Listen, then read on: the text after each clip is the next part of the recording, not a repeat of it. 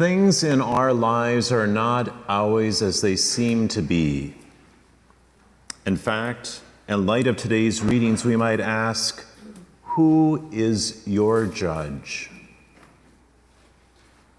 I mean, in the ultimate sense of who do you look to as a judge of the true worth of your actions and who you are as a person? Who's your judge?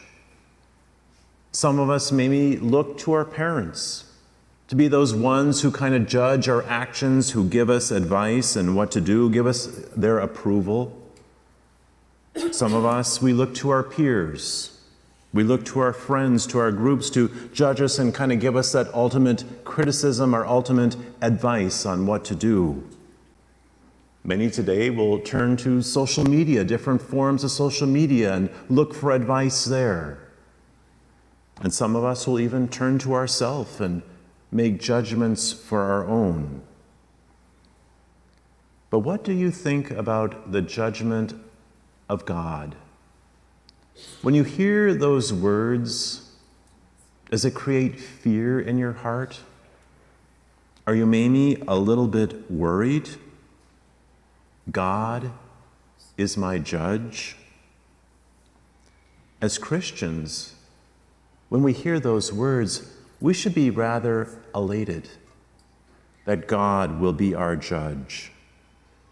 As Christians, this isn't to be a threat to us, but God being our judge helps us rather to see our very actions and what we need to do to improve our lives.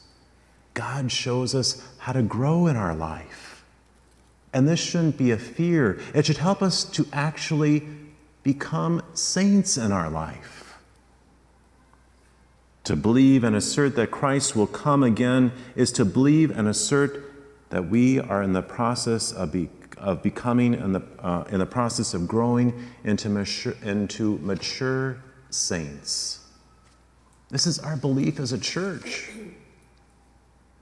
It is a tremendous and hopeful vision. It gives us a goal. It gives us something to work for. It gives us that power to overcome despair in our lives, to overcome that hopelessness. And it gives us the ability to act on our own lives to help us to become who we truly should be. Sometimes we might say to ourselves, so what's the use? What's the purpose in going through all this hard work? Life isn't meant to be lived in this kind of a feverish pursuit of things. It's kind of what we've turned our lives into. Wanting to possess different things, wanting to gain different things in our lives, wanting to get that approval of others. Life begins that way, but heaven help us if it ends that way.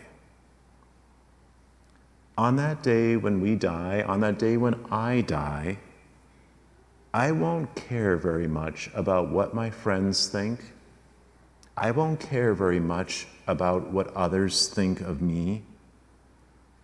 What will matter is how I look in the eyes of God. Am I searching now in my life for what is true? Am I searching now in my life for what is good? Am I searching now in my life for what is beautiful? Am I searching now in my life for what is just? All that does not depend on what other people think of me. All of that depends on me asking the question, why did God create me?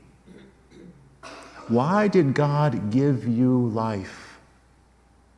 What is our purpose here on earth now? Why are we here? I am what I am based on the many, many decisions that I made in my past. I also am based on what decisions I'll make in the future. Based on my life looking at what I will look like in the eyes of Almighty God? The question I have to be aware of is this: what did I do with the life that God gave me? What am I doing with it?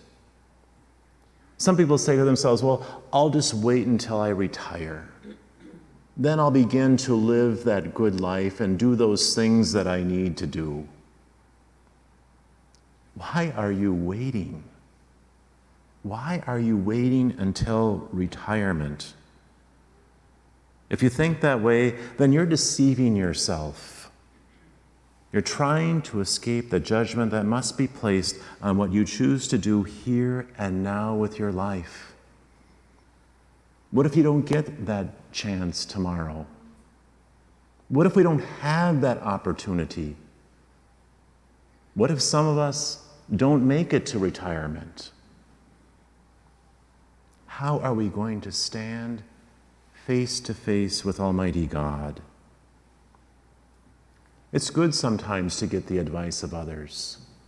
It's not a bad thing to have the advice of our parents. It's not a bad thing to have the advice of our peers.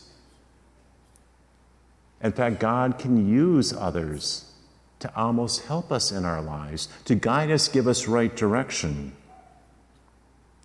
But the ultimate reality is that you must be a self-actuating and mature person with your own life. You have to challenge yourself to be a true son and daughter of God. That's why you were baptized. You were baptized into that life of Christ, and to begin there, at that very moment, to live out your Christian life the way that Jesus did. Look at those great heroes. Look at those great saints that have gone before us. The courage, the strength to stand alone sometimes, even in the face of difficulty. Jesus told us in our gospel today, they will hate you, they will persecute you because of me.